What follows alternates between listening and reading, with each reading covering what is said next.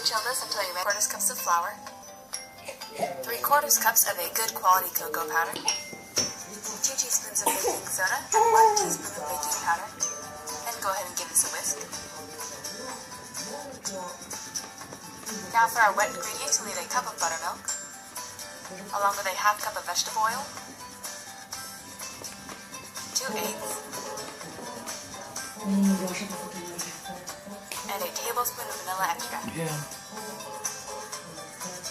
Then go ahead and mix this up.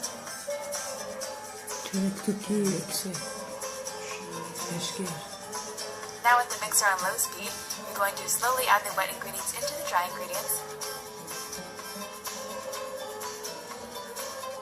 And beat this until it just comes together. Your batter will probably be very thin, but don't worry, this produces a very moist cake. And to make these, I'm going to be using my Wilton 5-layer cake pan set. I also use these in my pizza cake video, and I'll leave a link for that video down below. So you can a little bit, and just peel off the cake pan. These cakes already look so delicious here, and they're even better when they're paired with the ice cream. Now place these on a cooling rack and allow them to cool completely. In the meantime, we can prepare our ice cream layers. You can see here I'm lining 4 of the cake pans with foil. And I like to start off with 2 big scoops of softened cookies and cream ice cream. Then I'm going to take my spatula and go ahead and spread it out. And I found that 3 scoops is the perfect amount of ice cream for these pans.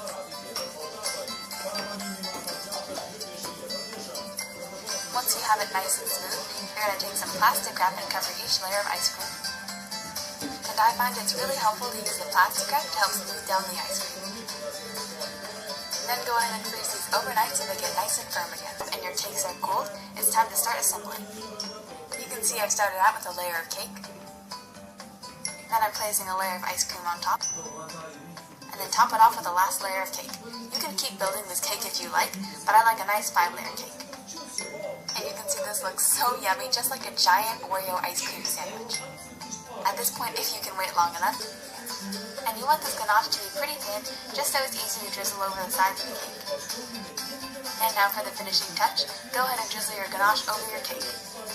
And you can see here, I just like to tap and tilt the cake around, just to get the ganache to drip down the sides of the cake. You do want to work quickly though, because the ganache tends to set up pretty fast. And now to finish it off, I'm going to put a whole Oreo right in the middle of the cake. Then chill this until you're ready to serve. Alright guys, our